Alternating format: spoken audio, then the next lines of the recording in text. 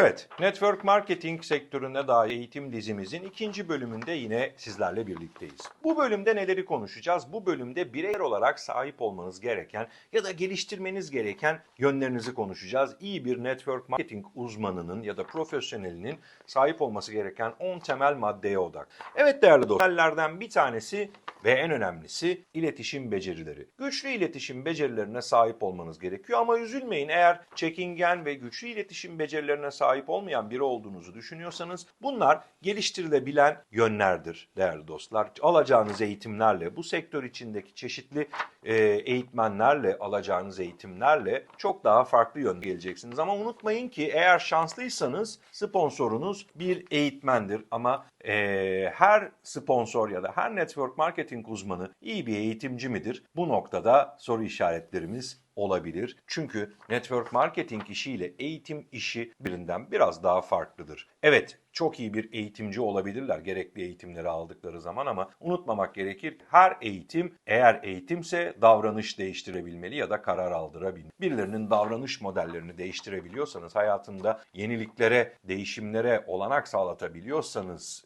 buna eğitim demek gerekiyor. Sadece ürün anlat ya da kazanç planı anlatmak bir eğitim değildir. Evet, sunum yapma becerisi midir? Sunum yapma becerisidir ki iletişim becerilerinin içinde sunum yapma becerinizi de geliştiriyor olmanız gerekiyor eğer iyi bir network marketing uzmanı olursanız. Kullanma ve liderlik. Network marketing çok enteresan bir iş modelidir. Tamamen bireye odaklı olduğu için bazen duygular devreye girebilir, bazen egolar devreye girebilir. O yüzden burada liderlik melekelerinizi kullanabileceğiniz, zor kararlar alacağınız anlar olabilir. Bütün ekibinizin hayır dediği yerde herhangi bir şehre gidip bir prezentasyon, bir sunum yapmak noktasında karar alabilirsiniz ve bir anda kendinizi yalnız da görebilirsiniz. Bazen ekibinizin desteklemediği noktalarda çeşitli adımlar atabilmelisiniz ki bu vizyoner olmanın getirdiği en önemli şeylerden bir tanesidir. Onlara da bir şeyleri gösterebilmek adına, çünkü unutmayın ki değerli dostlar, insanlar başarıyı takip eder. Bir şeylerin gerçekleşmeye başlamasından sonra konuşan dudaklar sessizliğe gömülüp kulaklarını açıp sizi dinlemeye başlayacaklar. O yüzden de inisiyatif kullanabilme ve bazen zor zamanlarda liderlik becerilerinizi ortaya koyup karar alabilme melekelerine de sahip olmanız gerekiyor. Sabır ve azim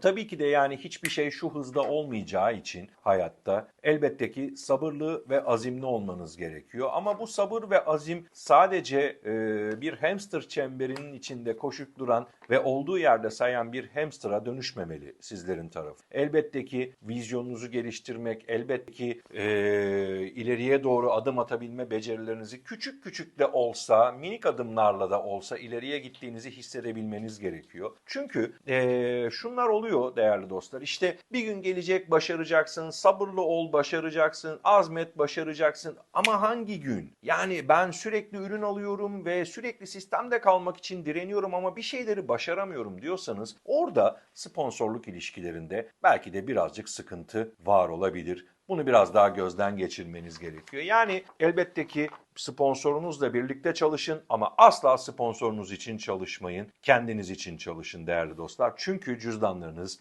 ortak olmayacak. Ve tabii değerli dostlar, ekip çalışmasına yatkınlık. Tek başına hiçbir şey başaramazsınız. Hele ki günümüzde. Eskiden bireysel milyonerler vardı. Atadan oğula geçiyordu vesaireydi, oydu buydu ama şu an artık başına olan bir dönemde değiliz değerli dostlar. Daha farklı, daha komün ve ekip çalışmasına yatkın iş modelleri sizi çok daha başarılı kılmaya başlıyor. Bütün kurumlarda çalışan dostlar da bunu çok yakından bilirler. Bir kurumun en büyük yatırım yaptığı şeylerden bir tanesi de takım çalışması. Çünkü birbiriyle uyumlu çalışan insanlar başarıyı çok daha kolay yakalıyorlar ki network marketing'de de en önemli etkenlerden bir tanesidir başarılı olmak, takım çalışması. Çünkü pasif gelir elde etmek istiyorsanız güçlü ve iyi bir takıma ihtiyacınız olacak. Bir sonrası iş ahlakı ve güvenilirlik. Evet, insanların sizi seçmesi için en önemli neden size güvenmeleri. Sözünüzün eri olmanız ve işinizi etik çerçeveler içinde yapıyor olmanız gerekiyor. Elbette ki buna şirketlerin etik ilkeleri zaten belirli noktalarda yazılmış olduğu için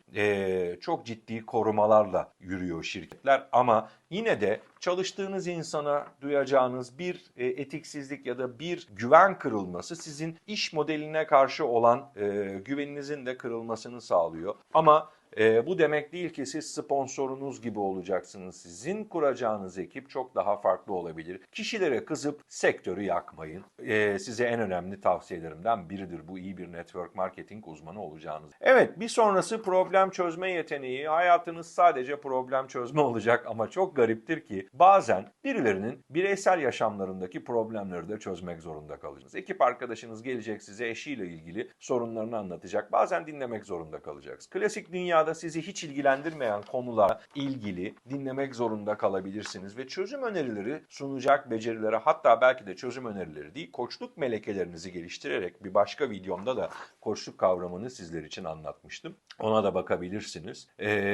Koçluk kavramınızı geliştirerek kişilerin hayatlarındaki problemleri çözmelerine fırsat sağlayabilir hale gelmeniz gerekecek ve normalde gerçekten klasik dünyada çok ilginizi çekmeyecek şeyleri dinlemek zorunda kalabilirsiniz. Çünkü sizin için çok küçük olan şeyler o kişi için çok büyük olabilecek ve o sorunu çözemediği noktada ekip içindeki uyumu düşmeye başlayacak, işten kopmaya başlayacak, motivasyonu düşecek. O yüzden bu tarz konularda da kendilerine, ekibinize yardımcı olmanız gerekecek. Bir diğer konu empati ve insan ilişkileri. İşimiz sadece insan değerli dostlar. Çünkü ürün sen olsan da olmasan da zaten satıyor. Her türlü ürünün alıcısı bu dünyada mevcut. O yüzden de buradan para kazanmak isteyen kişi olarak sen karşımıza çıktığında insan ilişkilerini güçlendirmen gerekiyor ve ilişkilerini menfaat üstüne kurmaman gerekiyor. Bakın en büyük yanılgılardan biri. Herkesten para kazanmak zorunda değilsin. Herkes seninle aynı hedefi yaşamak zorunda değil. Bazıları seninle çalışmak zorunda değil ve hayır diyebilir. İnsanlar sana hayır dediğinde neden ilişkilerini bir iş için bozuyorsun ki? Bir de bu tarafından bak. Yani bir iş fırsatı sunmuşsun, sen evet dedin diye bir başkasının evet demesini beklemek kadar büyük bir cehalet var mı acaba? Evet sana hayır diyebilir ve bu seni belki de o an için üzebilir ama ilişkilerini neden bozuyor? Bir iş için. Biraz bunu düşünmek gerekiyor. İnsan ilişkilerinde kendimizi geliştirmemiz gerekiyor. Bir sonrakisi de stratejik düşünme. Stratejik düşünme burada sadece rakam oyunları değil değerli dostlar. Yapılmamış olan şeyleri yapabilme, vizyonu görebilme, öngörüyü görebilme, bir yıl sonrasını bugünden planlayabilme gibi birçok farklı şeyi sizlerle konuşabiliriz. Yani işte genelde binary sistemlerde derler 2 kişiyi bul, onlar 2 kişi bulsun. Oradan 2-2-2 derken 2'nin katları olarak anlatırlar. Evet simetrik gitseydi harikaydı. Ama simetrik hiçbir zaman gitmeyecek. Çünkü doğanın kanunu, doğada bile birçok şey simetrik değil. Asimetrik tasarlanmış ve asimetrik tasarlandığı için zaten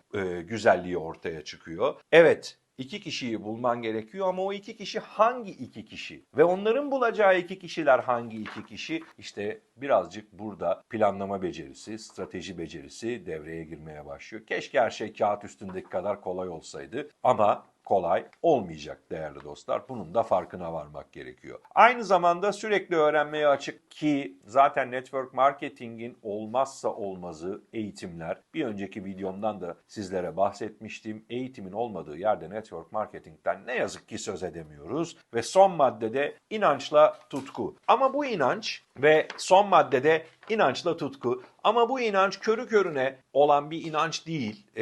Tamamen planlı. Planlarınızın içinizde geliştirdiği inanç ve tutku olarak karşımıza çıkacak. Evet geceleri yattığınızda bazen rüyalarınızda bile gördüğünüz şey sizin tutkuyla bağlı olduğunuz şey. O yüzden de burada kendimizi geliştirirken inancımızı geliştirmek için ürünümüzü kullanmalıyız, sistemimizi sürekli tekrar etmeliyiz. Tekrar ettiğimiz her şey bizim inancımızı geliştirir ve tutkumuzu ateşlemeye devam eder. O yüzden sunum yapma becerimizi geliştirmek için sunum yapmalıyız. Hem melekelerimizi güçlendirmek hem de inancımızı tazelemek. Her yaptığınız sunumda inancınız yeniden tazelenecek. Evet bir diğer bölümde sizlerle network marketingin derinliklerine inmeye devam edeceğiz. Hadi bakalım yeni bölüme geçelim.